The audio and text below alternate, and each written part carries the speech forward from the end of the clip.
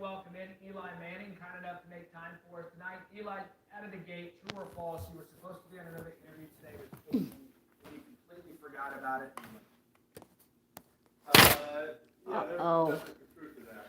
Let's So, see. I didn't think anybody was allowed to work on Monday. I thought that was kind of the deal, Labor Day, and can't do interviews today. But I knew I was a little late for Peyton, but I was not going to be late.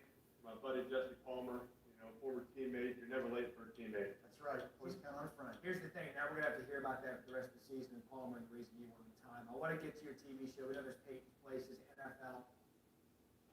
15 minutes. Really? Let us deliver next week's dinner. Sign up today and save $80. That's $20 your first 4 deliveries. Visit gobble.com/cook80.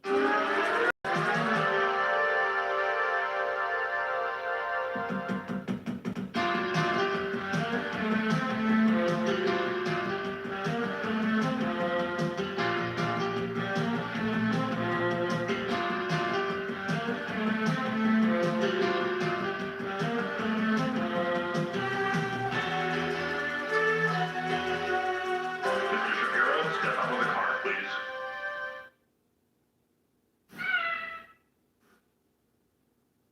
This program contains true stories of rescues. All of the 911 calls you'll hear are real. Whenever possible, the actual people involved have helped us reconstruct the events as they happened.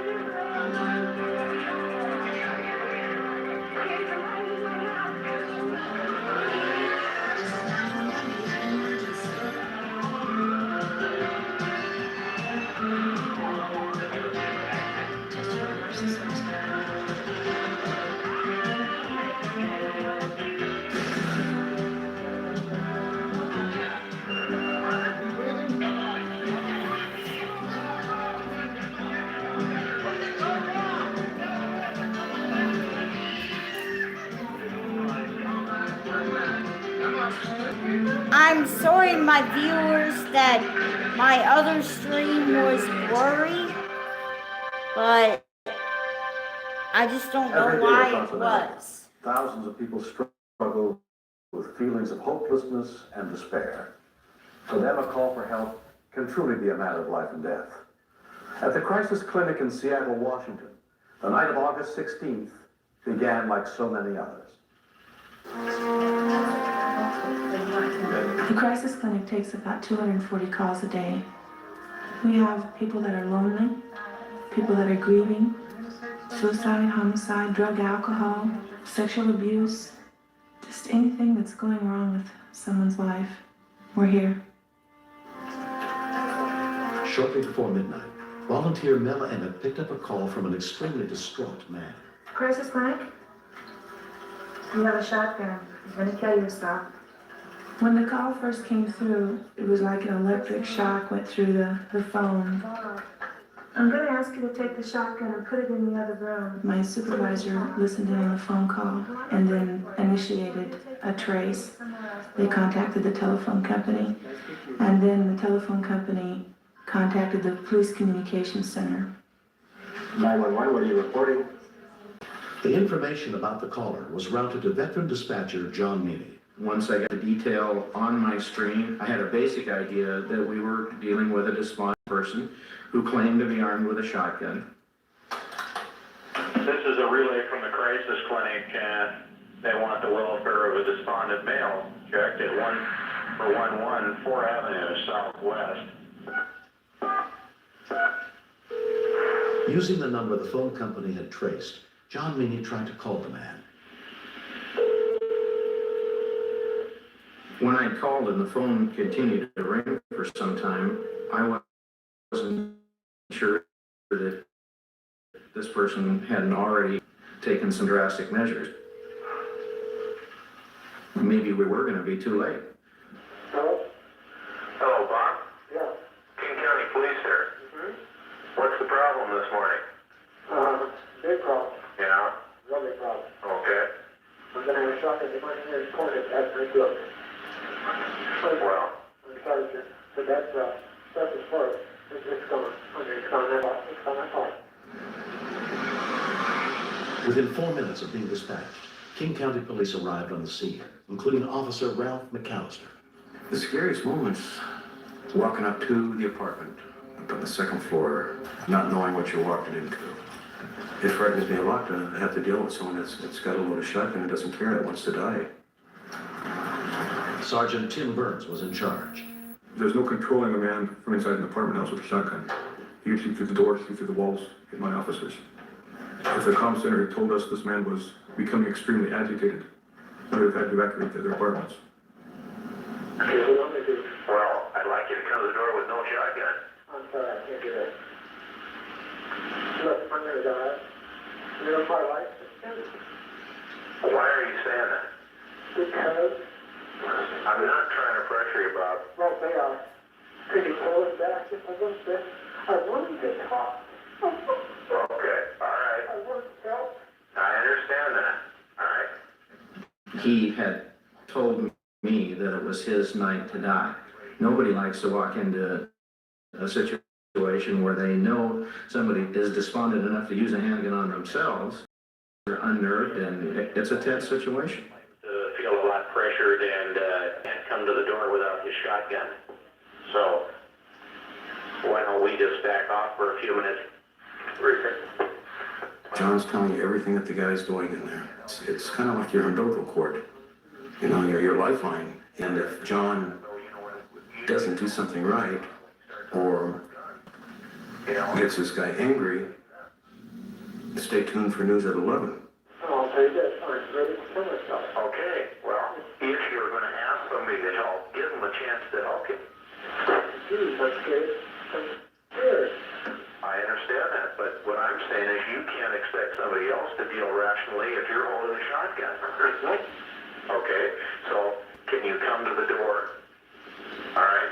Okay, I will have a shotgun in my hand. I don't want that. Well, that's those are my terms. It's a bad situation. My perception was that the officers were going to be facing a person that wanted them to do something to him. Well, what if I want to kill myself? It's not at all uncommon for people to not have enough nerve to commit suicide themselves. So shoot at a police officer or point a gun at a police officer hoping we'll kill them. That's an effective ploy. When we continue, Waiting in a bare hallway, waiting for men to come out with a shotgun, for any length of time is forever.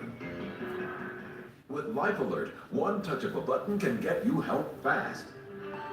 I've fallen. Keep me up. My Willie! Service we're giving. Delivered once a week. I want to kill myself. And that's it has not changed. It has not changed and will not change. Can you give me some hint as to why you feel this is necessary to do this? You got about an hour and a half? Well, I wanted him to believe that I cared about his problem. I wouldn't make light of it, that I was here to listen. I was going to be here for the duration. I have lost visitation rights on one child because the mother wanted me to do so. To fight the state at all, number one, I have to get an attorney. You ever get mad, so mad at things that are beyond the repair? yeah. Yeah, it's frustrating. It's frustrating, it sure is, but, I mean, it's obvious you care about your kid. I mean, or you wouldn't be in some sort of an upset. My heart went out to this subject in the sense that I have kids of my own. I tried to impress on him, if you're gone, they're here, and think about what they're going to be going through. I mean, that's pretty fine. If you're in this much pain, imagine how much pain they'll be going through every day of their life. And no wonder from now until then, if they could have been some help. Okay, do I have to suffer for the rest of I'm not asking you to suffer, Bob. I'm asking you to open the door and let us get you some help. You were always expecting the sound of a shot. Waiting in a bare hallway, waiting for men to come out with a shotgun, for any length of time is forever. We want to give you some help. There are people that get upset when other people are holding weaponry. Okay? That's all I'm asking you. my house? Well, That is my escape. Bob, Yes. you want the help, okay? Let it work, you know? I mean, you can't expect people to be overjoyed that you're standing there with the door open and the shotgun in your hand. Can you? I am a little hesitant about giving up my second, because that is my house. I'm just giving you advice from, from the heart. I really don't want you to screw things over here, okay? Okay, so what does it? Well, I'm asking you to just go to the door without the shotgun. Let's get the problem solved. Okay. What do I do with the shotgun? Just go put it in the bathroom. Put it under the bed. Put it somewhere where nobody's going to be to do anything. Whatever you want. He thinks he'd like to talk to somebody, and he's claiming that he's going to bury the shotgun under the bed. The man had told the comm center he was going to put the shotgun down. We didn't know if he'd had it or not. Okay, is it gone now? Okay, hold on for 20 seconds.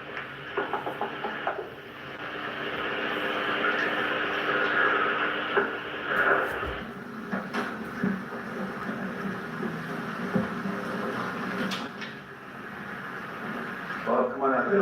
your hands. Everything's going to be When he opened the door,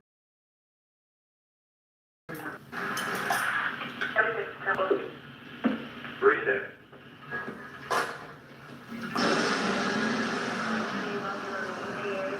The caller was taken to the VA hospital for psychiatric evaluation and treatment. A year later, Bob reflected back on that night when his life nearly ended. I had panicked. I didn't know what to do. I didn't know who to turn to. Like, there was no way out of this. It was just like a living nightmare inside my mind. I couldn't get away from it. And at a certain point somewhere, said, wait a minute. Pick up the phone and call. Call for help. And I think I'm alive today because I was talking to the man at 911. That if not for him talking to me on that phone, I would have killed myself. I feel I made a difference in this person's life. I think Bob wanted the help, understood that he was in a lot of difficulty this evening, but Bob made the choice to stay alive. Bob wanted to stay with us, and so Bob's here.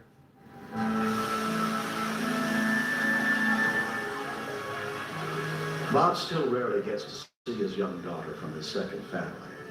But the incident has brought him even closer to his 13-year-old daughter, Jan, and her mother, his longtime friend and former girlfriend, Kathy English. I'm very glad that Bob didn't kill himself that night because I think he has a lot to live for. He has a wonderful career, he's got a wonderful job. He has family and friends that love him very much. He has a little girl that cares for him an awful lot, and I do. I think he's got a lot going for him. I think he's a strong person, and I think he's going to pull through this, and I think he's going to be okay. I'm going to have my ups and downs. I'm going to have bad episodes, but I'm going to get through them. And if things get really bad, there are people to talk to. When you're right at the bottom, all you have to do is pick up the phone. Our phone numbers for 24-hour crisis hotlines and suicide prevention centers are listed in the phone book in most communities. Next. Because I can't breathe. And I could hear him gasping for breath. It wasn't long before he stopped talking. My finances are very out of control. Having a family and the finances is a tough balance tonight. You're sitting here at the end of the month looking at all the bills thinking there's got to be a better way. Introducing the NetSpend Prepaid MasterCard. Just think. It happens to every man. Just. Now, attack who?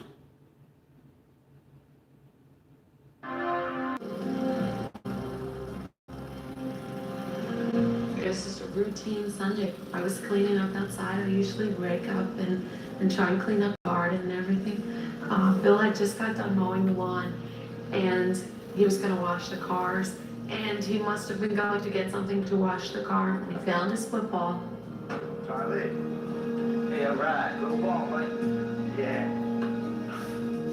Chuck Faulkner lived next door to the Kilgores. That was the summertime, it was nice outside, we just figured I'd start tossing the football around. And then that's when Bill missed the football. Bill went over to, get the football. He slid down the bank on his rear end. I'm looking from here. Oh, Chuck, something's stinging me. You all right? No, I can't get up there. Something's stinging me. Something's stinging me, Chuck. Yeah, they're all over me. He really couldn't get up because he couldn't get good footing. So that's when he turned around and reached out and I pulled him up from the back. My first concern was to try and get the bees off of his legs. That's where I could see them. I was trying to swat him off and not get stung at the same time. Chuck, do you have anything that we could Oh, man, yeah, let me run the house. I'll get some man stuff. All right, thanks. Man, thanks. So then I just kind of stood outside and I was still trying to help him, trying to understand what had happened to him. All right, Bill, here you go. Here, try this. All right, break some more here. Chuck came outside and we sprayed his lights down and he said he thought that felt better. I asked him if he was allergic to them, and his response was, no, he was not allergic to them that he knew of. And I figured that the first aid treatment would probably take care of it. All right, if you need me, give me a call, all right? Okay. They really hard, Carrie. Chuck went inside, we came inside, Bill was gonna get something to drink, but he never made it that far. That was when I went into the bathroom, was checking out to see if we had anything to help him. It had been less than 5 minutes since Bill had been stung by the swarm of Yellow Jackets. Hey, Kara?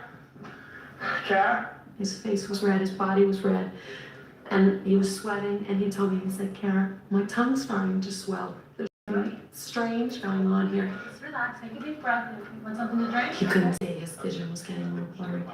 So he said, you have to take me to the hospital. Just relax, you okay? I don't remember thinking it was very, very serious, and I don't know why.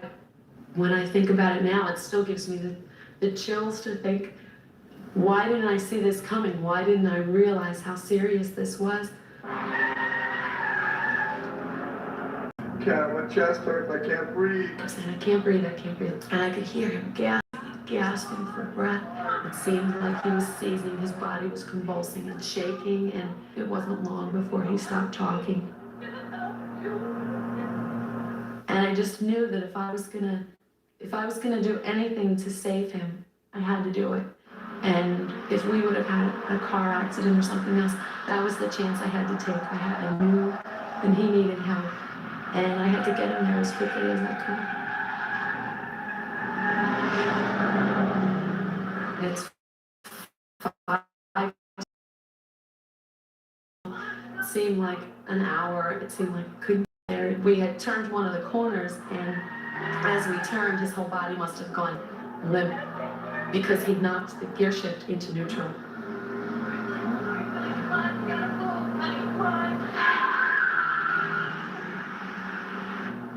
I looked at him and I thought he was dead. I remember thinking, what am I going to do without him? I don't know what to do. And then it was like a miracle. I just saw this ambulance. I remember the paramedic looking at me, and I thought, this is it. This is the answer to my prayers. In the ambulance, a 3-member crew led by paramedic Stephen Hare was transporting a patient to Montgomery Hospital. I could see how upset she was. She had mascara running down her face. She was reaching over and screaming towards her husband. And at that point, I told my partner, I said, I think there's a medical emergency in the car behind us. We were only 2 blocks from the hospital. There was no traffic lights, no other things to impede our progress at that point, so we just continued in, and they followed us right in.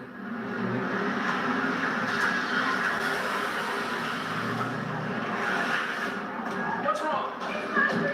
She said, my husband's been stung by bees. I don't think he's breathing. Reached in, I shook him, I said, sir, are you all right? He was ice cold to the touch, very diaphoretic.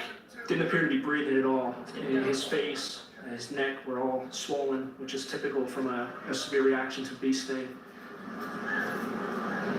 Bill's condition was deteriorating rapidly. We took him into the emergency room because the care that he needed to be done immediately. To run in and get a litter and bring it out would have taken a good 2 minutes, which we felt that at the time he did not have. Okay, epinephrine?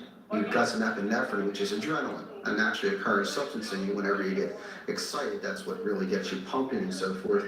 And we gave somebody that through the endotracheal tube. All right. Okay, epi's in. All right, back it down. After he was intubated and the epinephrine was given, he became very combative with us. It took about 7 people to hold him down. We're breathing for you. It was like tearing my heart out to watch him.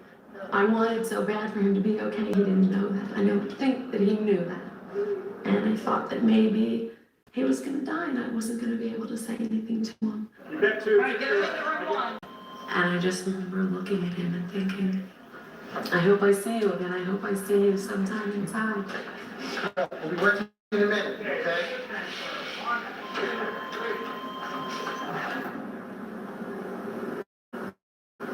Bill responded well to treatment and was out of danger within a few hours. Without question, Steve Hare, who was the paramedic outside that first initiated the care for this person, is definitely the hero in this situation. His fast reaction and his knowledge of what to do was instrumental in preventing my death. Under the care of allergist Dr. Richard Schwartz, Bill is receiving a series of shots to build up his resistance to yellow jacket stings. About 20% of the population, if we tested them, would show some degree of allergy to the bee stings. However, only a very small percentage of those would go on and have severe reactions such as Bill did. I think in a lot of ways this pulled us closer together. There were times when I just stop and I look at him and I think that, you know, I could be all by myself now. You might not be here. And a lot of times I try and keep that in mind. I feel extremely fortunate and lucky that I'm still here. There really isn't a lot of things I could have done differently to avoid this, except I guess one, I caught the ball.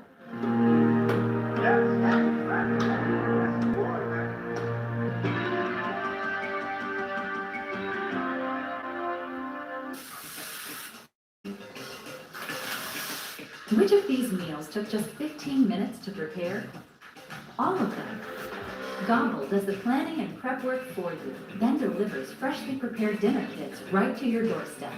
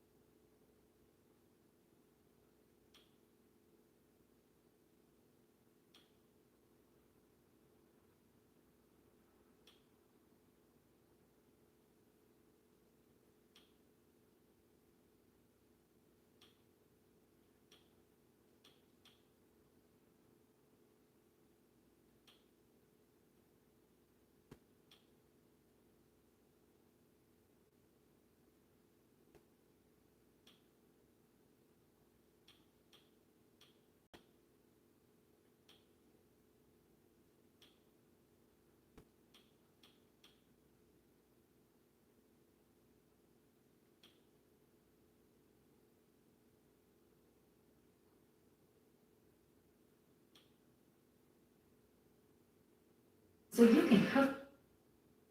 Next on True Crime Network.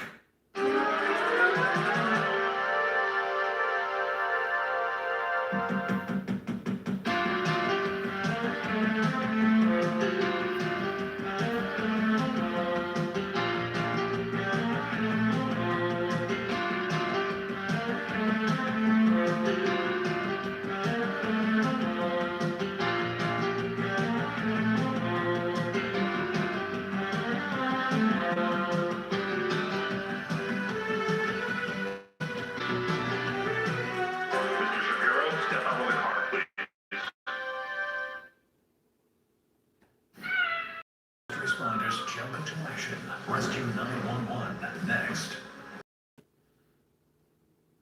This program contains true stories of rescues. All of the 911 calls you'll hear are real. Whenever possible, the actual people involved have helped us reconstruct the events as they happened.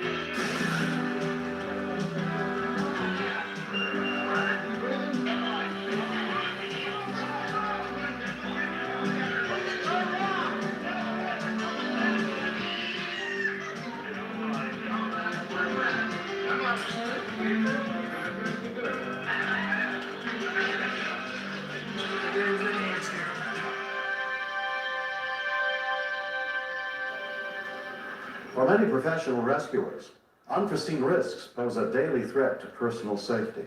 I'm William Shatner. Tonight, true stories of people who care enough to try and make a difference on Rescue 911. We begin around 9:30 on the morning of July 20th, 1989, in South Bend, Indiana. Mary Farrell was alone in her office on the second floor of the Faith United Methodist Church, where she has worked for the past 15 years.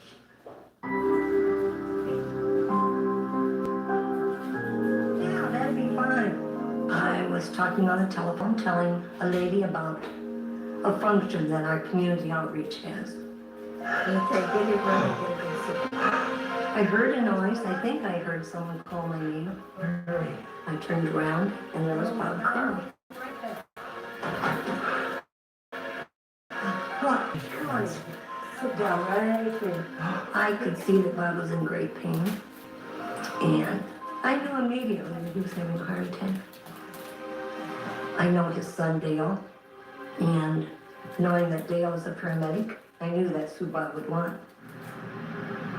On the other side of town, paramedic Dale Carl got Mary's call for help. I hung up the phone, I looked at Randy and said, "We gotta go now." He said, "What do we got? What do we got?" I said, "My dad, he's having chest pain." He said, "Oh my God." And we took off. In 8 minutes, Dale and his partner, EMT Randy Garnett, arrived on the scene. Responding to a call where you know that it's someone you care for is the worst possible case scenario. I was a little worried that maybe he wouldn't be able to handle the call if it was bad. Hurry, guys! I never thought I would make a call like that on my dad. Terrible. At the same token, I would. On a scale of 1 to 10, 10 being the worst, tell me what it is. A 10. Dad, we're gonna get you on smoke 2 here. I wanna listen to you breathe. The instant I saw him and what I suspected was happening, the idea crossed my mind that we may not get to the ambulance with him alive. Super diaphoretic here. 170 over 130? We gave his father nitroglycerin, which is meant to stop the chest pain. It had absolutely no effect whatsoever. I had a vision that we might be doing CPR before this run was through.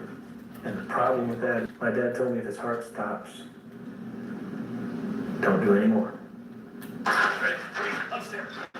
I respect his wishes, but I also had visions of CPR going on because you just don't want to lose your best friend.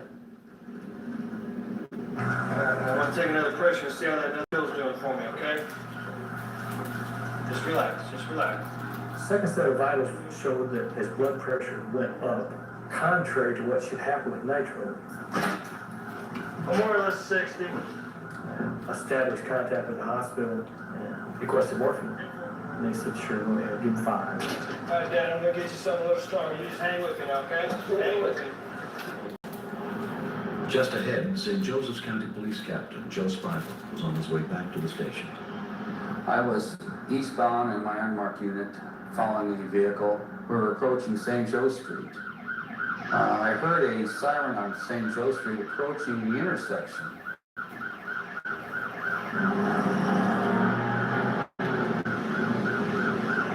I thought to myself, he's going to hit that ambulance right in the side. We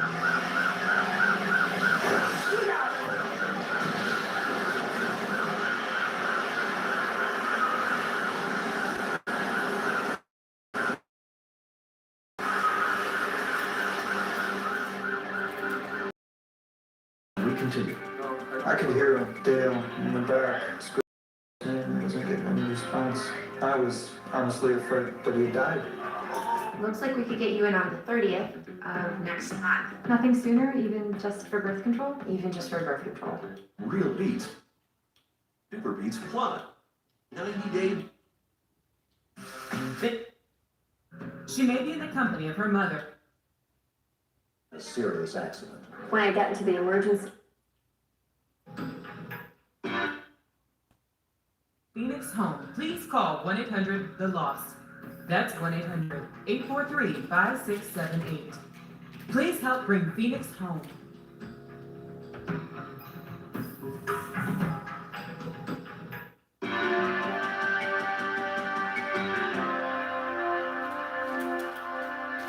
Dale's wife, Marie, waited at the hospital, unaware that his ambulance had been involved in a serious accident. when I got into the emergency room, they had me start a chart out for Dad. Is that Reliance? There was a radio in the emergency room where I was sitting, and I could tell that there was a very bad accident. And at that time, the firemen started running and said that it was very bad and that there was that they were dead. All I could do was put my head down on the counter before I passed out. Randy, you all right?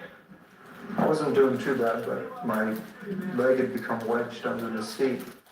Station 43, we're involved in a 1050 rollover. I could hear Dale in the back screaming his father's name. He wasn't getting any response. You all right? I was honestly afraid that he had arrested, that he had died. You okay? Good luck. No big deal. Dad was laying on his side, being suspended in air by the straps from the gurney. His IV had come out. He just bleeding all over creation from that. I had to dig around in rubble to find Dad's IV, and I grabbed some alcohol and cleaned it and plugged it back in. All right, hang with me. We'll get you out of here. Hang with me. Asked him again, how you doing? How's the chest pain? He was so short of breath he couldn't talk to me. His condition was getting worse.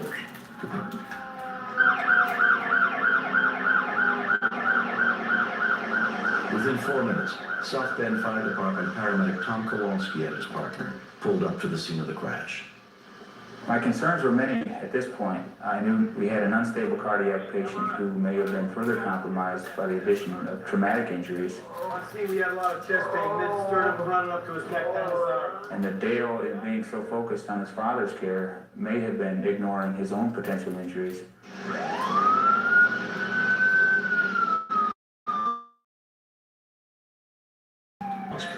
And examined by Dr. Joseph Lee. He looked awful. He looked very diaphoretic, very uncomfortable. He's still saying he's got it.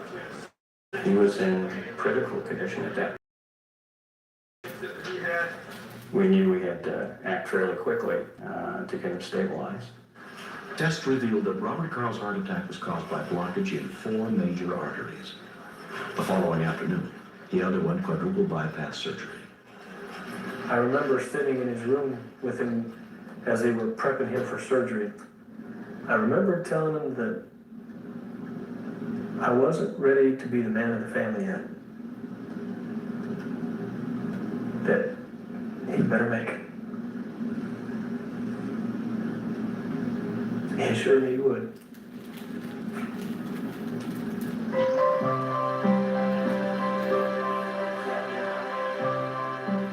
After his successful bypass, he is doing fine. It took a while to recover from the surgery, but since then, I've been doing well, I think. I have a little shortness of breath problem, but hey, I can live with that. Dale and Dad and Randy were almost killed because someone was in a hurry. I still think I was the windiest because I blew up the front.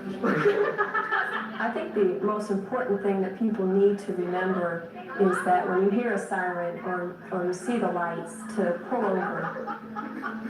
The one thing that gets me to pull over is it may be my family member in there, and I want them to get to the hospital as quickly as as possible.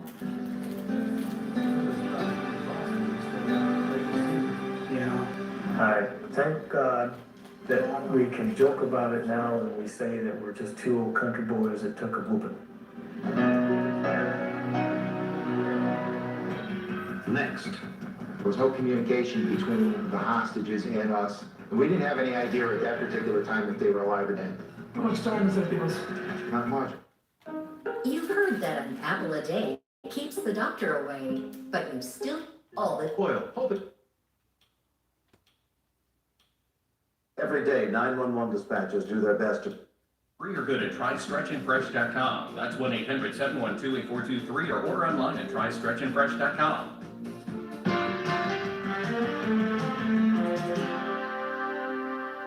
Every day, 911 dispatchers do their best to protect and serve the public. But sometimes the calls they get make that job very difficult.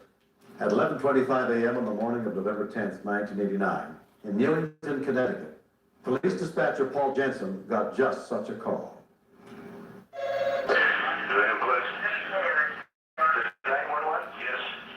Okay, listen, I'm calling from the Robbins Avenue in Newington. I'm making a citizen arrest on 2 felons in here. I've got them in the back room. I'll release them only to the Federal Bureau of Investigation. What is going on? At first I thought it might be a hoax, but something in his voice told me that he really was meaning what he said. I'm holding a gun on 2 hostages here who are guilty of mail fraud, among other things. And I won't release them to anyone but the Federal Bureau of Investigation. It didn't make too much sense. He was talking about various felonies and federal crimes that had been committed. I had to go on the assumption that it wasn't a crank call, and I had to work to get people out to the scene. Okay, I'll send some people over. Okay. District 3 and District 1. We have a While on patrol nearby, Newington police officer Michael Tack was sent to the scene. On the way.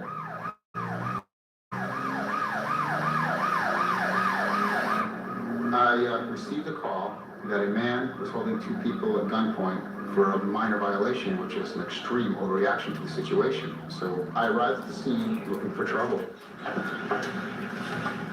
When I got there, I met a occupant of the house who came out, and he told me that his brother was holding his other 2 brothers hostage in the back corner of the house.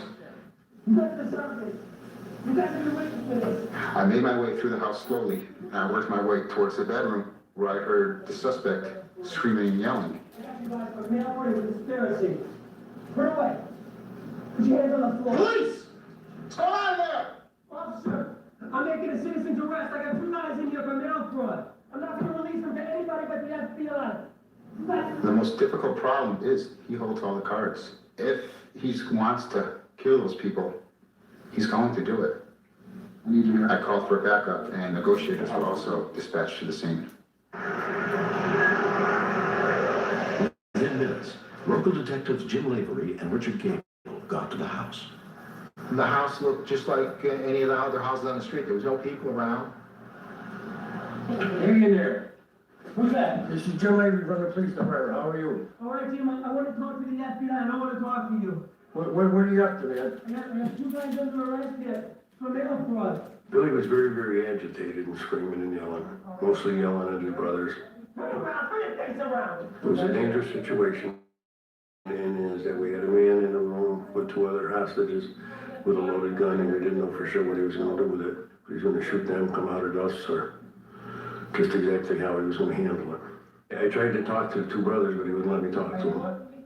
Anybody but that. Gable brought me down the telephone. We called Lieutenant Cotter, let him know what was going on so he could take his action. The head of detectives, Lieutenant William Cotter, set up a command post at the Newington police station. These situations are horror shows. Sometimes officers are shot, and actually the risk is always high to the hostages. Additional police officers were sent to secure the scene. Detective Lavery continues to talk to the individual, but buying time to hope that he would give it up and let us come in there. Is anybody in there hurt? Nobody is hurt. Been with the FBI. It was Veterans Day, so all federal buildings were closed, and we were trying to buy time by convincing him that, it's tough to find the FBI or people that are out on a holiday like that. The FBI's answering service is on, so.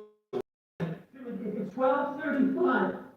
I want somebody here from the Federal Bureau of Investigation about 1 o'clock, and I'm sending all these guys on the body bag. Gable noticed that Billy was 10 minutes ahead of all of us. Lieutenant, he just gave us an ultimatum at 1 o'clock, he's gonna shoot somebody. As soon as they were given the first ultimatum, Lieutenant Carter called in the state police SWAT team. But they knew the SWAT team would never get to the house in time. Capital team there could respond to anything we have in our community. Jimmy Klein is picking a weather. We're trying as hard as we can, but you gotta give me some leeway, man, it's a holiday. Jim, don't play games with me.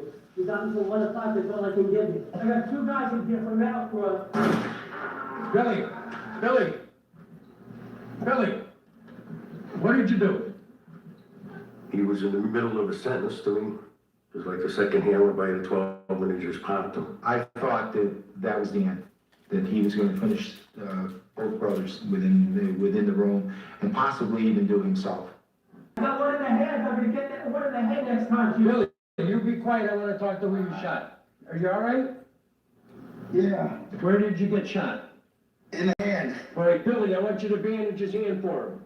He wrapped a bandage of some sort around Ned's wrist. Ned said he was going to bleed to death if he didn't tighten it a little bit more. Are you doing it? Yes. Huh? Yes. We thought about going into the room, but we felt that if we had gone in at that time, he would have shot both of them again.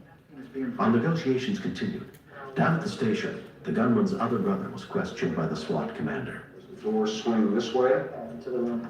Brian was helpful to us in that he was able to give us the layout of the house, and give us some indication what kind of a handgun he had, and what the bedroom was, what the furniture was in the room. Where's Brian? Down at headquarters. I wanna talk to Brian. Billy wanted Brian brought right back to the house. It took a while because they were still trying to debrief him at headquarters. And when we finally got him there, Brian was very, very, very nervous. You all right, Brian? So he would ask him a simple question, and Brian would just kind of stand there and panic and not know what to say. So Dick would have to whisper the answer to him. Hey, Brian, you got a cookbook out there? Yeah, Billy, yeah. Well, look up roast pork. He was asking him if he had a cookbook so that he could cook the roast pork, meaning the 2 brothers that were in there on Sunday when he got done killing them. All kind of really off the wall stuff. As time went on, he asked less and less for Brian, and we started to phase Brian out as much as possible because Brian was very, very emotional. Shot 1 in the head, I'm gonna shoot 1 in the head. At 2:30, he gave us the deadline. Not good. Until 3 o'clock. 3 o'clock, 1 gets shot in the head. I never felt in my mind ever that he wasn't going to fire, that he wasn't going to shoot. Less than 20 minutes were left before the second deadline. But the SWAT team was still being briefed at the command post. There's a briefcase in my bedroom. Maybe about 2:45.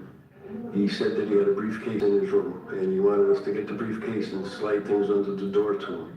He said the FBI would want to see these particular papers. Those were important to make his case against his brothers. Here it is now, Billy.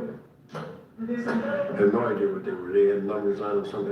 Some were hotel receipts, some were just scribbling on them. But they seemed a good way to stall till the state police could get there.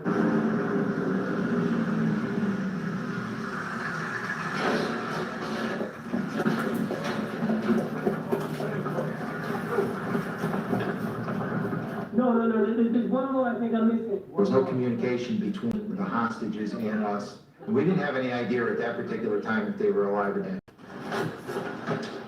The SWAT commander came in, he had a minute left because Still was operating 10 minutes fast and 10 minutes faster than everyone else. The state police negotiator walked down the hallway and handed me a note. As I was reading the note, I was asking the things under the door to him that he wanted. Diversion!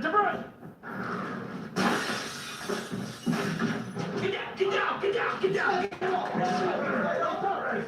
Don't move! We didn't know who was who.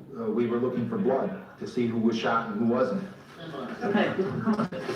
Okay, it's right. The officers took the only brother who wasn't shot into custody. Paramedics were then allowed to treat the wounded brothers, both of whom were shot in the hand. When it's over, you're completely exhausted. You have no recall really of what you did. You really have a difficult time remembering what you talked about. I consider both hostages very lucky, very, very lucky. I don't think it would have ended with the FBI. I think he was bound and determined. He was unstable enough at the time to do what he was going to do. Billy was declared incompetent to stand trial and committed to not more than 10 years in a maximum security mental hospital. His two brothers whom he wounded were treated and released later that same day.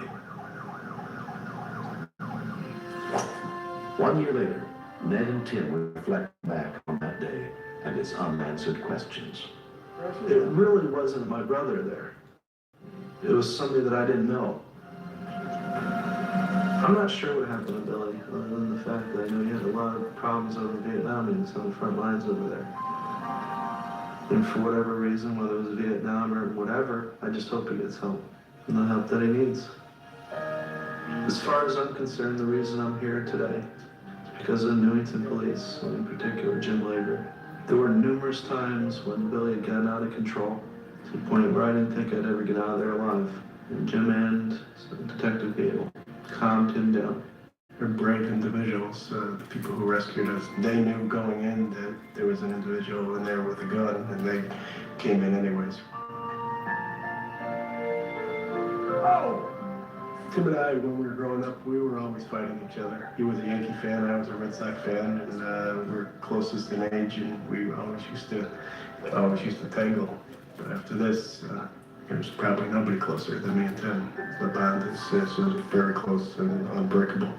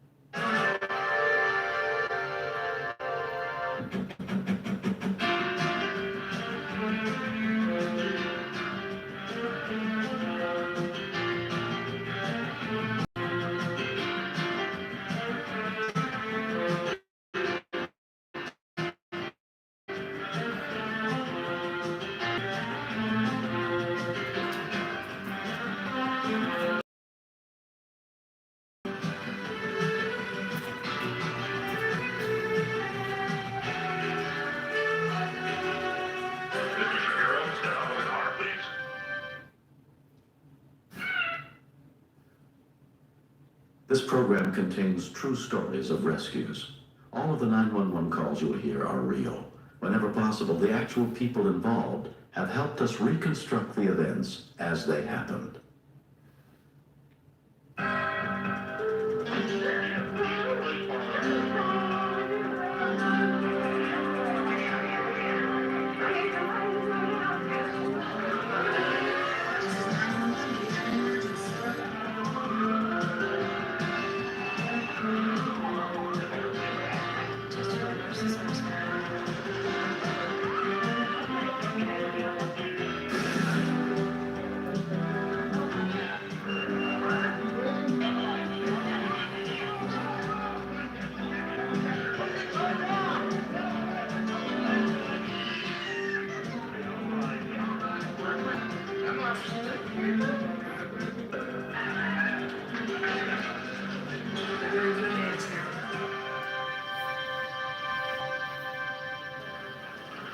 An emergency takes on a special urgency when the life of a loved one is in our own hands.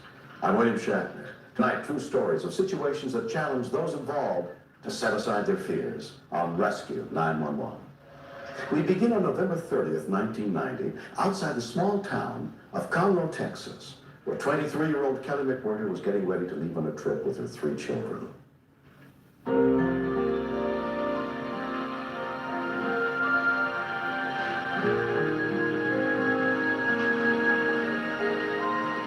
We were going to my mother's in Houston for the weekend, and Brandon was helping. Brandon's always a big help. Let's hurry up, get the rest of it. Watching Whitney? I just taking Whitney and Nicole to get their shots, their immunization shots, and spent 3 hours there, so we were late coming home. While the 2 youngest children waited in the car, 6-year-old Brandon was helping their mother pack for the trip. He checks things off in his head, you know, do we have this, do we have that? You need to shut the front door.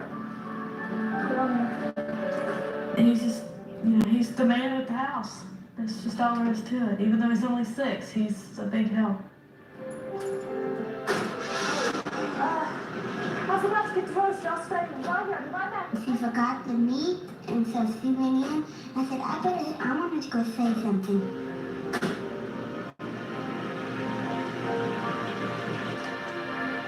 I should have never left the car running with them in it.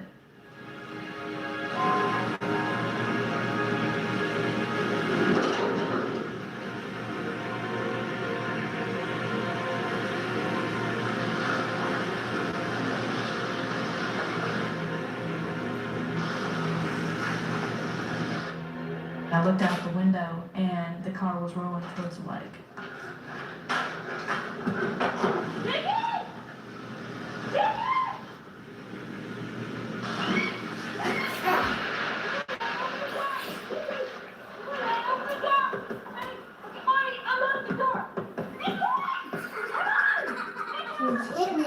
Telling Nikki to open the door, but she wouldn't. Apparently, 2-year-old Nikki had set the automatic door locks. No matter how hard I cried or screamed, she wouldn't come to the door. The car was sinking. I could see the water coming up, and I couldn't get in. I could see him, but I couldn't touch him. There was nothing to do.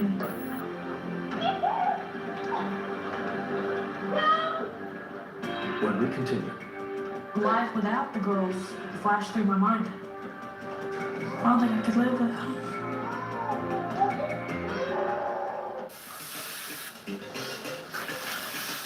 Which of these meals took just 15 minutes to prepare?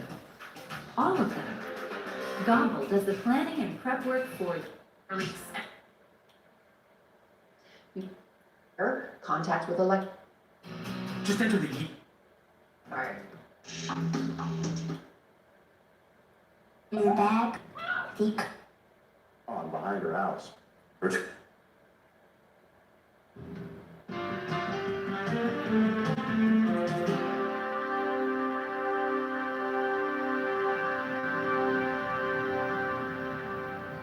When Kelly McWhirter's car ran into the pond behind her house, her 2 young daughters were trapped inside.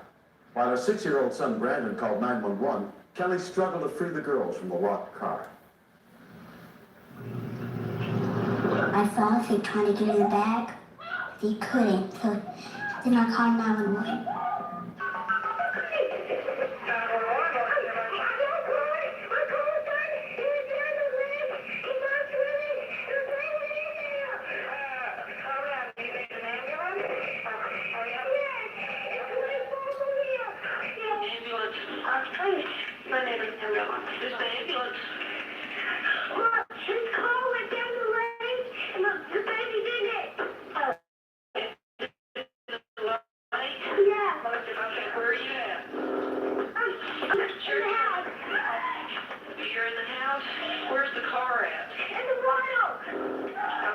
We had a screen which tells us where he's calling from.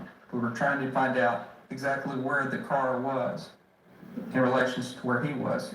Is there an adult there? Yes, my mom. Let me talk to your mom. She's in the lake. She's in the lake? Yeah. You saw him go in the lake? Yes. How old are you? 6.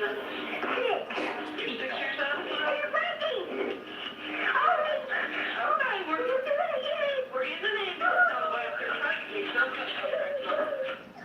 The Montgomery County Emergency Communications District passed the word, and an ambulance was dispatched to the general area the call was coming from to search for the car. We were trying to figure out in our mind where a car could have gained access to water. It never occurred that it could be a pond. I need to know where you are, okay? Okay. Were you in the car with us? No. Is the car close to where you're calling from? No. I'm in the house. Is the car right there by your house, huh? No, it's in the lake leaking. It's on the lake? Yes. Okay, is your house near the lake? No.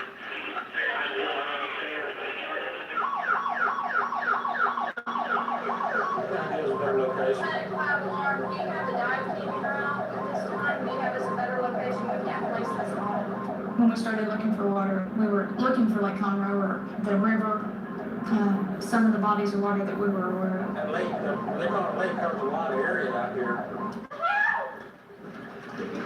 I knew that I had to get him out because the front of the car was already so far under that I knew the whole car was eventually going to be underwater. I need to have a better idea where you are, okay? Okay. I need to know exactly where you are, okay? Life without the girls, flashed through my mind. I don't think I could live with it. Across the pond, Robin Brock and her husband David were going for a ride in their new truck. I kind of glanced over at Kelly's house and I said to Dave, Kelly's car is in the water. I heard Kelly screaming and I realized the babies were in the car. The Brock's neighbor, Randy Welch, was just getting home from work. I didn't know what was going on. I just seen the car out in the middle of the lake, and I knew I had to get over. I mean, it was time to metal to get there. How far is the house from where the car is? The car? Well, I don't know how to see it, but it's a long way, and I'm right here by the door. It was leaking. Come to the back. Because the station wagon's back door lock was broken, Kelly finally managed to force it open.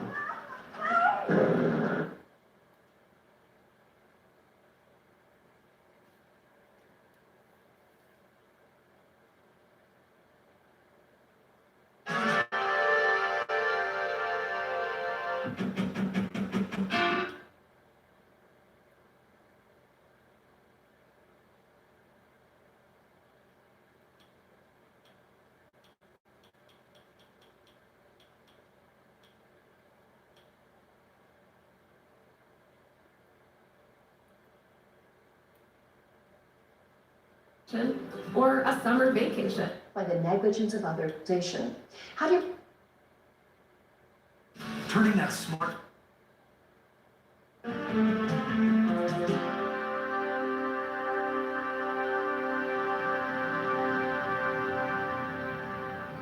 When Kelly McCordner's car ran into the pond behind her house, her two young daughters were trapped inside, while her 6-year-old son Brandon called 911, struggled to free the girls from the locked car.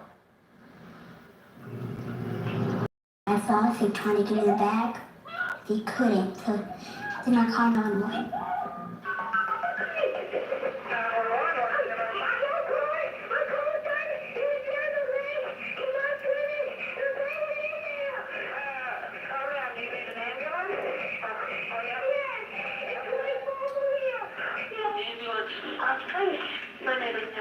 Just the ambulance.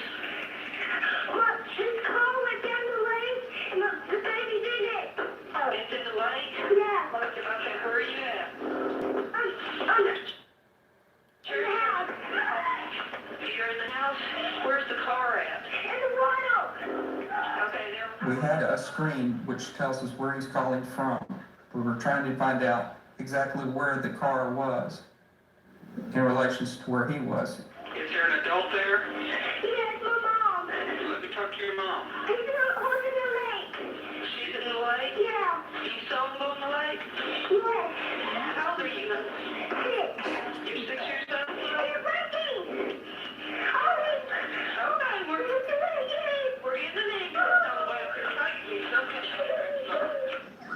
The Montgomery County Emergency Communications District passed the word, and an ambulance was dispatched to the general area the call was coming from to search for the car. We were trying to figure out in our mind where a car could have gained access to water. It never occurred that it could be a pond. I need to know where you are, okay? Okay. Were you in the car with us? No. Is the car close to where you're calling from? No. No, it's In the not. house. Is the car right there by your house, huh? No, it's in the lake leaking. It's on the lake? Yes. Okay, is your house near the lake? No.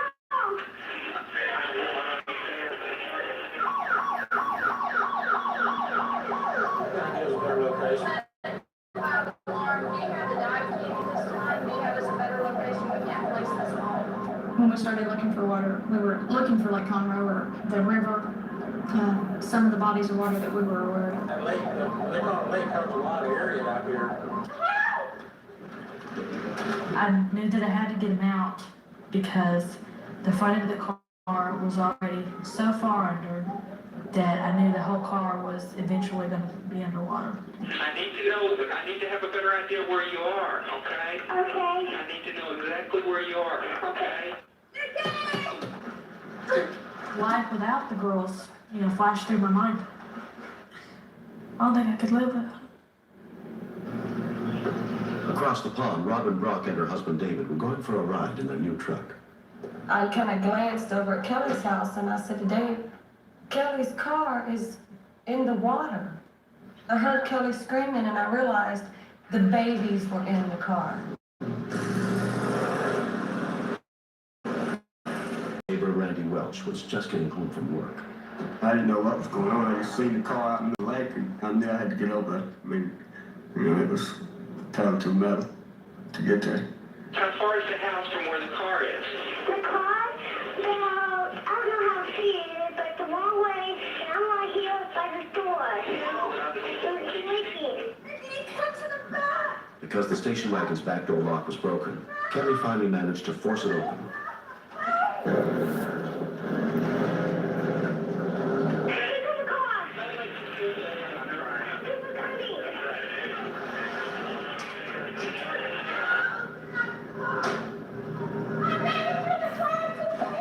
By this time, it's a good 10 yards in the pond. Kelly's still hanging on. She's still quite hysterical. The toddler was right there in the back seat, but I didn't know where the baby was at.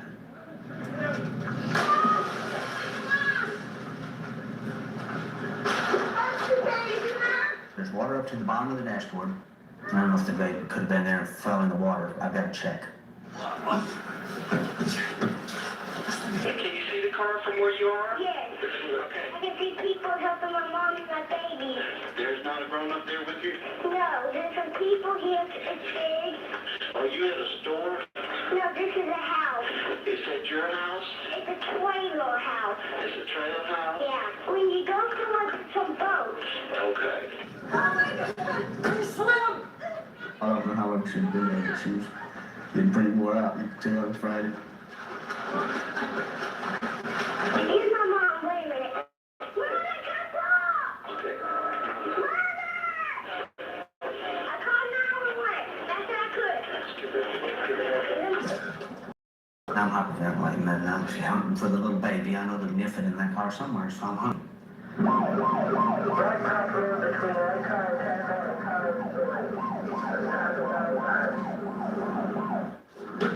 The blankets piled up all over the back seat, and the baby was right there. And the car was built under blankets. I'm trying to get the babies in now. Okay. Come on, guys. We're sinking here. Got it? I got one of them out. They got one in the inside of the car. Is there another one in? Yeah. How old is he? Oh, I still gotta get the 21-month-old out. Okay, 21-month-old still in the car. I've got to go under. What is your name, dear? Okay, Kelly, we have ambulance, sheriff's department. They got her? Both of them? Hang on, they're not up here yet. Ma'am, are both of the children in? They got it. Both of them? There's nobody else in the water? The car's submerged, it's gone. Oh, don't worry about the car. Is all the people out? Yeah. Hang on, I get warm. I got that back door with them. As soon as we cleared the vehicle submerged. I had no idea that it was going to. Home Home broadband is critical for connecting to jobs, healthcare services, virtual classrooms, and much more. If you are struggling to afford your internet bills, a temporary government program may learn about the emergency broadband benefit at www.educationsuperhighway.org. Be as close as it was. If I'd have been 5 more minutes late, it, might not have happened the way it did. Okay, both kids are out of the car. Yes, we got both of them out of the car, out of the water. Okay. All right. Thank you, sir. Okay. Dispatching a call like this makes me want to go home and just embrace my daughter till I love her. Just let her know, that Dad cares.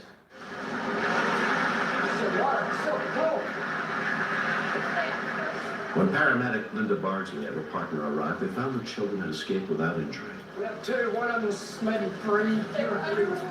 Subsequently, the car's transmission and brakes were found to be bad. I hate that car. I hate it. Even parts of the car bother me. If someone to a junkyard. It's been 6 months since the accident. Nikki and Whitney were fine. They both slept good that night and played fine the next day. I didn't want my sister to die because if I didn't have my sister though, I didn't have nobody to play with. Halfway down, then I saw Nikki how the sea fighting. But sometimes he fall on her butt. Because he don't know how to stand on his feet. I'm not sure all 6-year-olds would have picked up the phone, and he was trying to get help. And I know it was on my heart.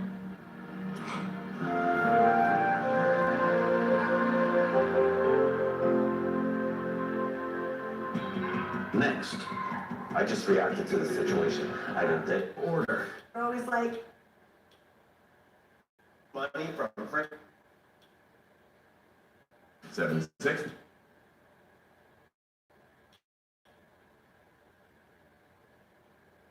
And to Broadway, to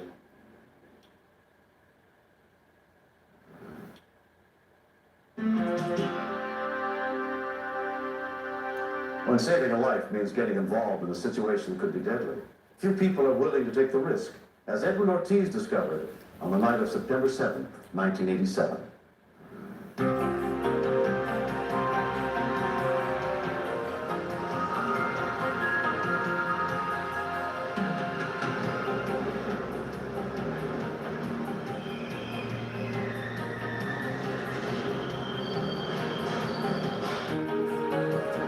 We were going up to Columbia University, where they have a dance every first Friday of the month. We headed down to Broadway to the 50th Street station to take the subway up to Columbia University. 1 floor below, a crowd of people were waiting for the uptown local, due any minute.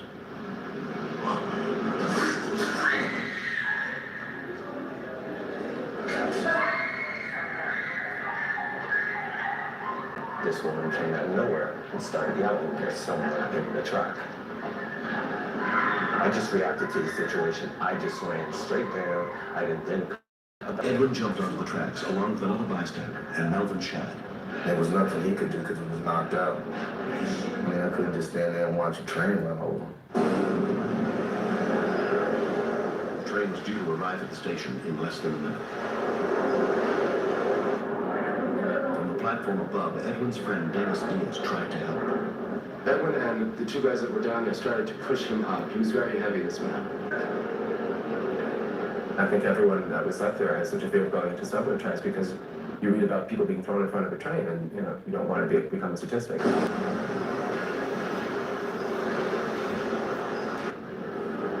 When I looked up, you could see the lights coming on the rail. And we kept struggling and looked up again and there it was.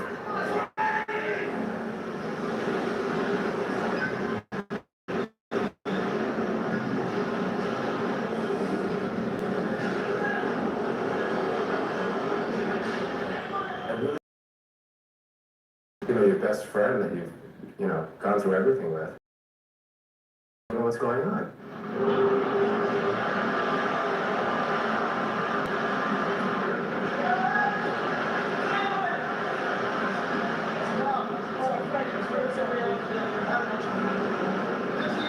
Transit cop Sean McGowan radioed his dispatcher, who sent a transit rescue unit to the station, including EMT Frank Berlin. Well, we receive a call of someone on the tracks. Right away, we think the worst scenario. Having a 4,000-ton train strike or hit you in any shape, way, or form is going to do major damage. I was able to lay back down and just sort of yell down into the tracks. And at that point I heard it. The first thing that came to my mind was, move this damn train out of the way and get me out of here. I had soil and blood on my arm, and I was like, where is this coming from? I thought I had hurt myself somehow without realizing. But then I looked at him, and he really cracked open his head just as the subway was coming into the station. We noticed that there was a crawl space underneath the platform. We just went whack right underneath the platform and crawled in.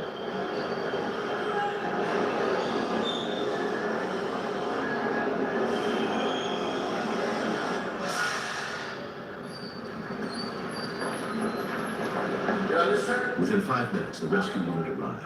When we got there, they were in a peculiar situation where there was a third rail, and that one is fired up with 600 volts of electricity, or 600 volts that would kill you instantly. We need help. The undercarriage of the train is also electrified with the 600 volts. Calm down. All I kept thinking was, this city is so screwed up that you can't take the subway train and move it 25 feet down to let us out. Dennis yells down to me that they didn't want to move the subway train because they didn't know if any parts of our bodies or parts of our clothes were on the track, and if they moved it, it would grab onto one of us and drag us down. This guy's in bad shape. At one point, he regains his consciousness and starts to grab for the underside of the train. At which point Jeff and I panic because we're holding on to him, we'll get electrocuted and die. I saw where they were located. I screamed to my partner, get this power off immediately. They needed to contact shoot the train. When rescuers saw that the victim was in danger of being electrocuted before they could get the voltage turned off, they decided they couldn't wait. We get power off immediately, kid. We got a lot of people under the train. On seeing me, I think it relaxed them a little, but also built up their anxiety to get out of there quick. Place the bag over the shoe to protect you. Right? With the body bag up against the power shoe, there was non-conductive material between me and the shoe. So I don't think I would have gotten electrified if I did touch it. At that point, all I wanted was to get out of there, because I started thinking about what was down there. In New York, we have rats the size of chihuahuas. Reach up to the flat, try to stand up. He sustained a couple of lacerations, one to the head and arm. We bandaged his wound, we put a cervical collar on his neck because of the fall he had taken. The 23-year-old victim was taken to the hospital for examination and released without serious injury. The three of us wouldn't have been there, what would have happened? Because out of all the people there, only 3 people attempted to do something. Because if I was me down there on the tracks, I would want people to get involved and save me. So what goes around comes around. I just sat down and I just started to shake. I was like, what the hell did I do? You know, I was like, you're crazy. Why did you do this? But, you know, a lot of people think that New Yorkers are cold and heartless and wouldn't, you know, help their neighbors. And it's true to a certain extent. There are a lot of people like that in New York, but I think there are also a lot of people who would help somebody who needed help. Victim Alex Krumba had suffered an epileptic seizure that caused him to fall onto the tracks.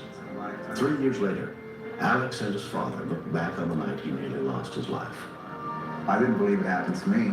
And the second shock was that somebody actually risk their own life to save me. Those people that did that was just incredible. No, it's amazing because to find people that will look after you in this city is very hard. And I'm very thankful to them. And I wish that one day I could do something for them. And I guess my son was lucky that he had two angels next to him.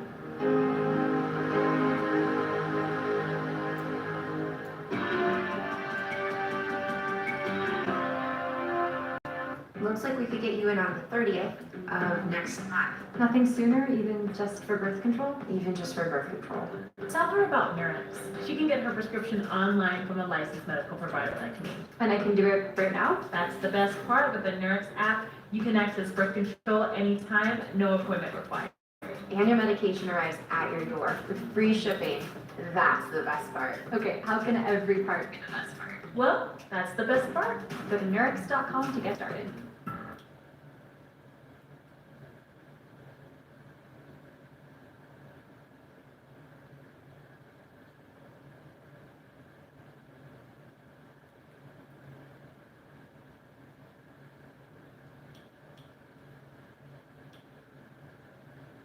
Okay, I'm gonna put one more episode of Rescue 911 on here.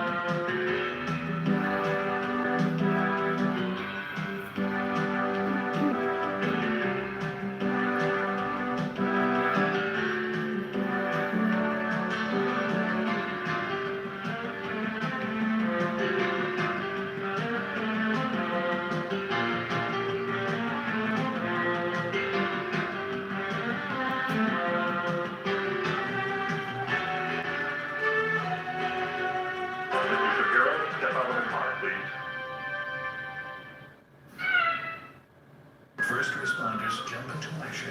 Rescue 911 next. This is 911. Do you have an emergency? Today on Rescue 911, curiosity creates catastrophe. Keys left in the ignition means deep trouble for a 2-year-old. The boiler was so nasty and murky that you couldn't see anything. I kept seeing his face over and over again. In the Jeep, underwater. Plus, hanging in the sky. Get the flight attendant, we have a problem.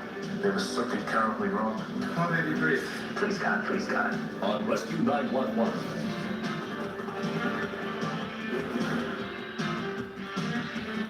As Wendy Quintanilla was returning with her two youngest children to their home on the family's 4,000-acre ranch in an isolated part of South Texas.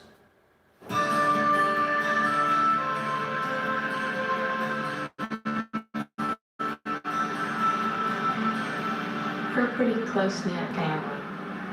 When you live way out in the middle of nowhere, you don't have a lot of... We really spend a lot of time together. Chill out. This particular day, I was going to pick my oldest daughter up at the front gate, so I did not set the emergency brake, which I normally do, and left the keys in the Jeep. Let's go inside. What do y'all want for supper? Are y'all hungry? Who knows? What do you want for supper, Paige? He's a lot of fun, but he's a kid that if he's awake, he's into everything.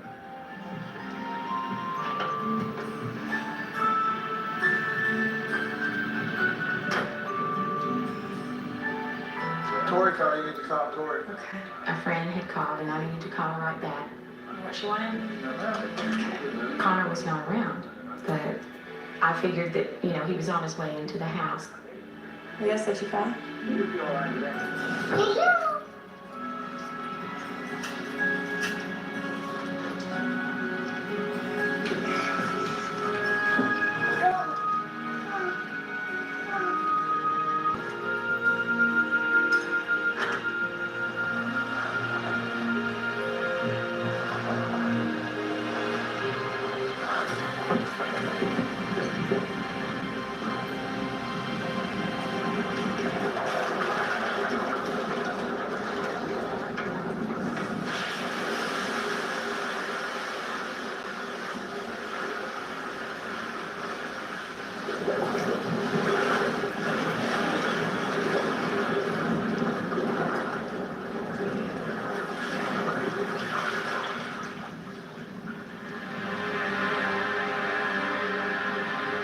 Wendy continued. I walked out and I saw the Jeep wasn't there. We ran around screaming and hollering, hoping that he wasn't in the tank, but he didn't answer.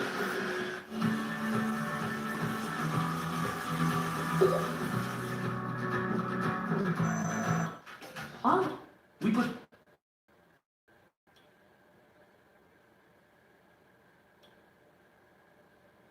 exceed saving. Was last seen on. Leo asked 6-year-old Paige to go. Help bring Pamela home.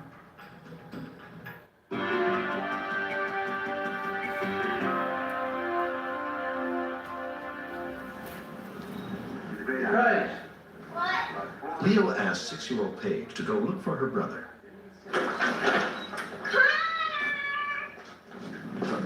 I went out there and Connor wasn't there and the Jeep wasn't there. Dad, the fuse is broken.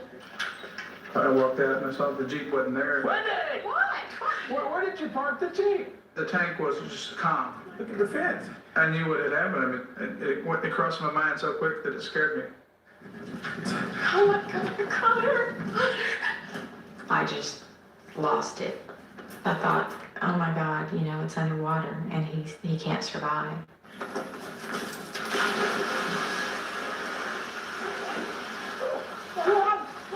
There was no part of the Jeep sticking out. It was totally submerged. The tank's 15, 16 foot deep. The water was so nasty and murky that we couldn't see anything. We just didn't know where to look.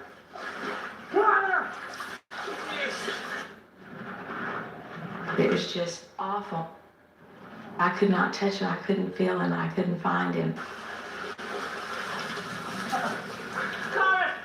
We ran around screaming and hollering, hoping that he wasn't in the tank, but he didn't answer. I was thinking if my mom can find him, he must have went to the bottom. I felt sad because I used to play with them all the time and have fun with them.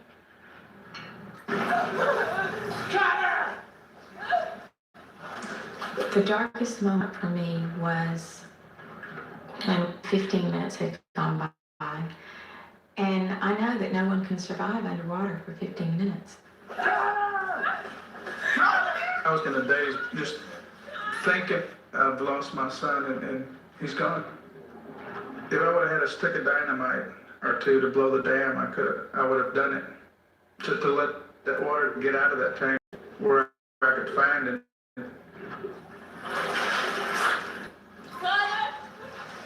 I just thought, this is all my fault. You know, he's dead because of me.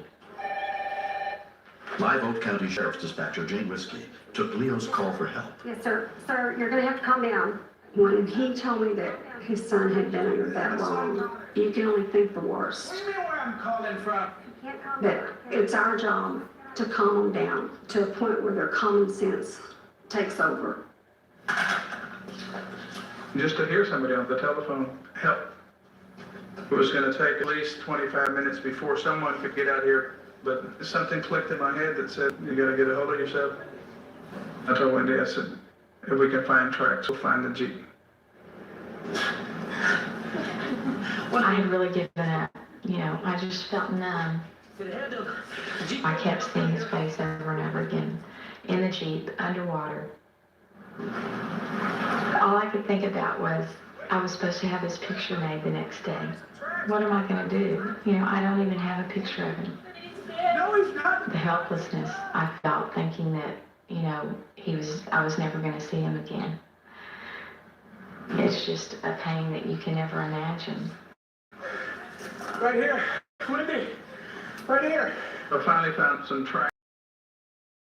And when I looked up, I could see these bubbles come up.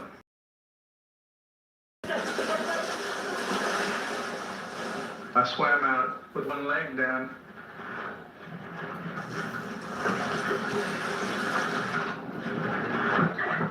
I finally bumped the hood of the Jeep. I found the Jeep! Come on out and help me! Whitney! I was just thinking, my baby's dead. You know, I can't be the one to pull him out. I don't want to go, I don't even want to go out there. And he said, but I can hear him. And I'm like, there's no way you can hear something else. I can hear him cry! I guess it took the second or third time for him to tell me. And finally it just clicked. He's alive. He's alive! I hear him.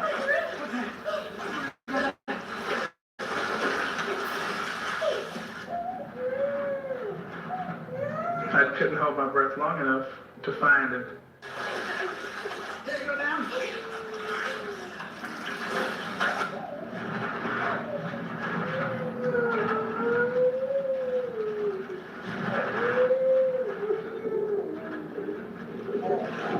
I felt close and I just grabbed.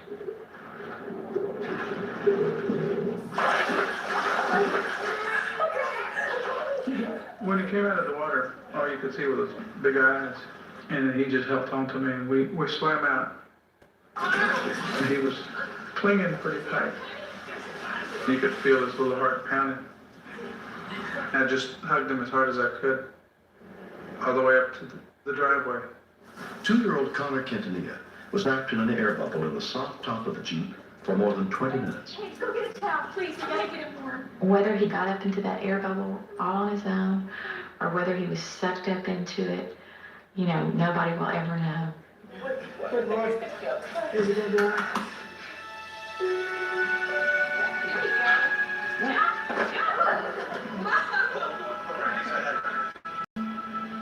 Connor was examined at a hospital and found to have nothing wrong with him. Although the incident has not changed him, the same can't be said for his parents. Today, we take the keys out of our vehicles. I'm a little more cautious. We take turns saying, where's Connor? What's he doing? My daughters weren't like this, but he is totally different. He's something else. He's playing better, but sometimes he still kind of does things a little bit. He never gets in the Jeep anymore, only if my mom's out there, because he got scared when he did that. I've heard people say that you don't know what it's like to lose a child, and I probably never could understand it until that day. I cried for 2 days after. It would just cross my mind. What would I have done if I would have lost my son? Every once in a while, God gives us that little pinch to put everything into perspective, and we just have to thank God that it was not his time. Next. Teresa let out a yell right from the gut. At that point, there was no denying that the baby was coming. My finances are very out of control. This is the last Rescue 911 episode that I'm going to put on for Tuesday, for Monday night, Labor Day. Teresa DeBerra was nearing the end of her 6th month of pregnancy when she, her husband Sandy, and their 3-year-old daughter set out to enjoy one last relaxing vacation before the baby was born. On November 23rd, 1994, they boarded a flight in New York bound for Orlando, Florida, thinking they were leaving all their worries behind.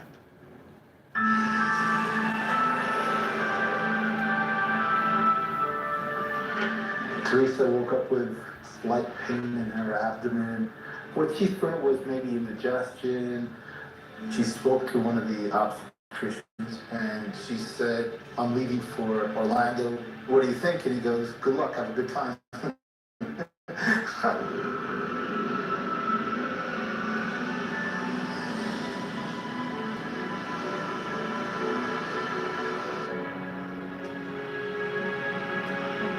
15, 20 minutes into the flight, the pain started becoming progressively more intense and more frequent. Sandy got the attention of Flight Service Manager Meg Somerville. The first question came out of my mouth. I said, are you pregnant? And then very soft voice, but it's only 6 months.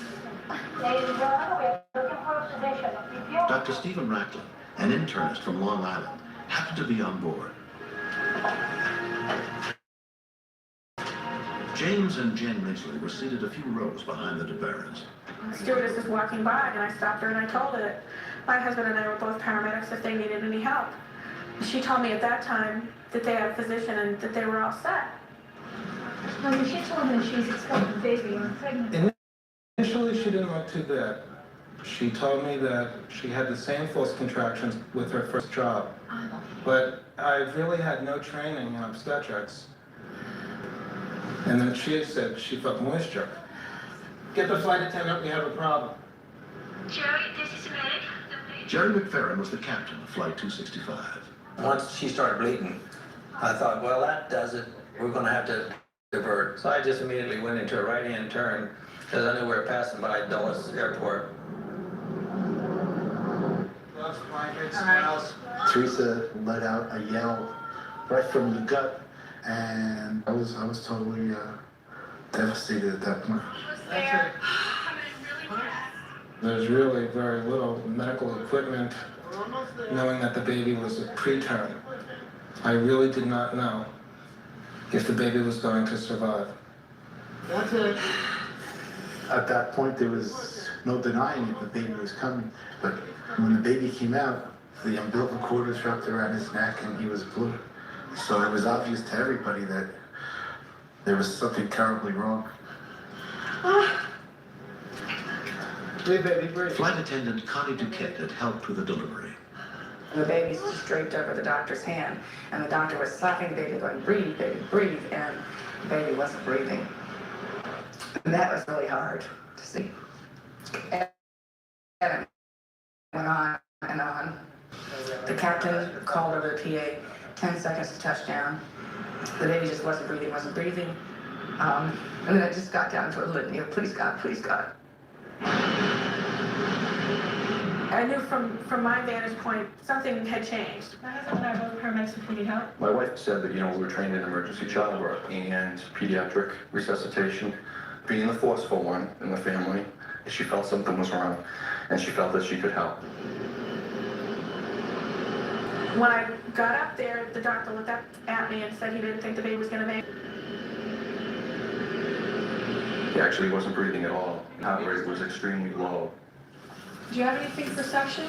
Infants are nose breathers, so I asked for a straw or something to suction. One of the stewardess had brought a juice box from home and brought me the straw still in the wrapper. Come on, baby, breathe. I didn't want to cause a lot of trauma. This is a very small infant. But I just inserted the straw until I met a little bit of resistance and sucked out some of the fluid that was in there. The baby was very blue. I don't know how else to describe it, but just very blue. Let's continue CPR. Did you get something? Mouth to mouth. Newborns, as soon as they're born, we give them a rating on a scale of 1 to 10. It's called NAVCAR. 10 is great, perfect newborn, 0 is dead. The baby had a NAVCAR of 1. Come on, keep going. Doing cardiac percussion. My wife had already started mouth to mouth, and the heart rate had not increased. So at that point, we decided to initiate cardiac compressions as well. This taxi seemed like it went on forever. And at that point, doctor said, I've got to tie and cut this cord. I was already on my knees with the mother, so I just dropped on all fours and started crawling down the aisle looking at people's shoelaces. And then I saw this man with a brand new pair of lace-up shoes on, brand new. Ah, these are perfect. I was terrified like I'd never been terrified. I was convinced that he was not going to make it. And that's when the baby finally breathed and he let out a little whimper, and we went from a mood of defeat to a total rejoicing there. So I just picked up the PA and I yelled, "It's a boy," and the whole plane started cheering and people were crying and it was great. 35-year-old Teresa DeBera and her newborn baby boy were taken to Reston Hospital Center in Washington, D.C., where neonatologist James Davis examined the infant. It was just a very extremely immature baby. He was still struggling by just looking at his chest. He was having some struggles with breathing, and so we knew that we had some problems. As we were coming into the hospital, the two EMTs that took the baby to the hospital are coming out, and that's when they told us that he would probably be okay. You about ready to go, buddy? Born nearly 3 months premature, the baby weighed just 4 pounds, 6 ounces. The mother was still receiving some care, and we didn't just want to call him baby. So since he was born at Dulles Airport, we just started calling him Dulles. There you go. Squeeze just a little bit. There you go.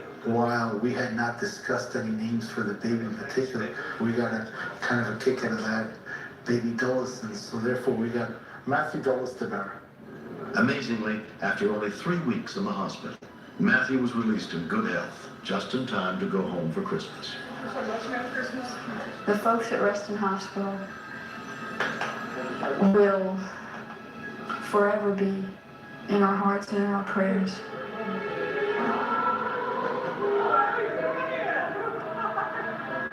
welcome. Good luck.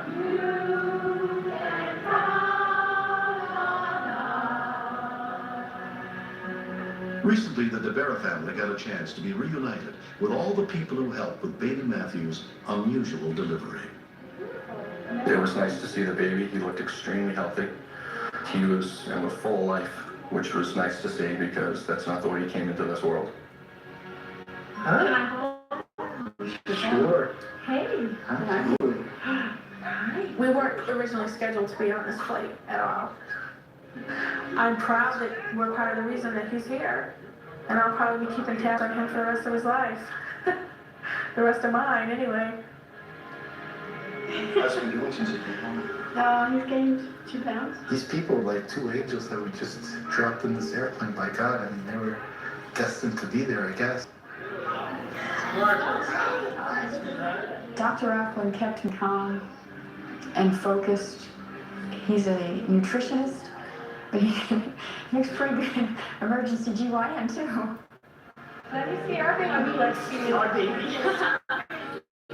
The epilogue is this. Well, with the many children on the airplane and the children saying that they now know where babies come from. They come from airplanes.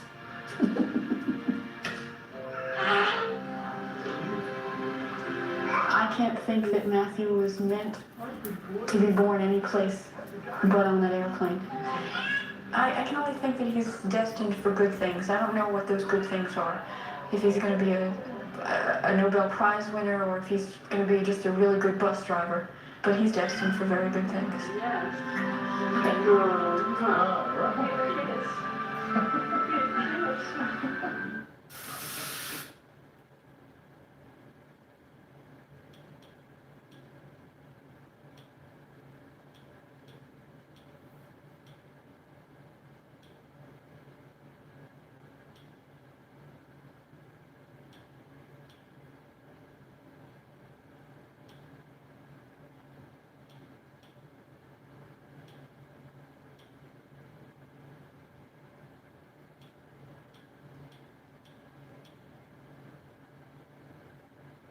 Sinking Sisters, Subway, Safe,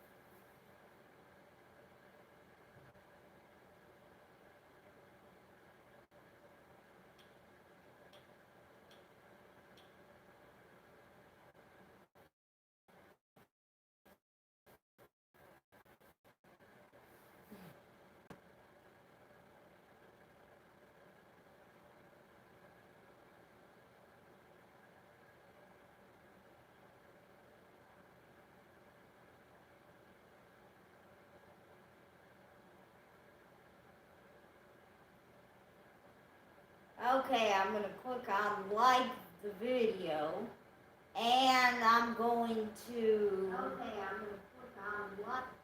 And this live stream. Ugh.